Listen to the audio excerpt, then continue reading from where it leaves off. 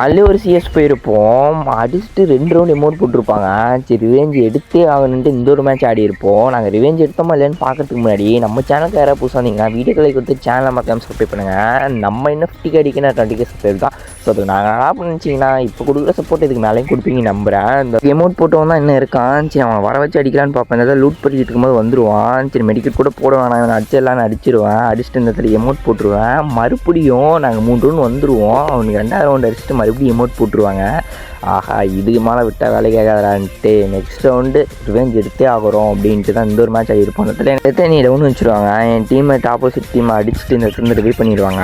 Revive பண்ணிட்டு சரி மெடிக்கெட் போட்டு போடலான்ட்டு போவேன். அதுக்குள்ளே பார்த்தீங்கன்னா நம்ம டீம்மேட்டில் ஒரு ஆளை டவுன் வச்சுருவாங்க.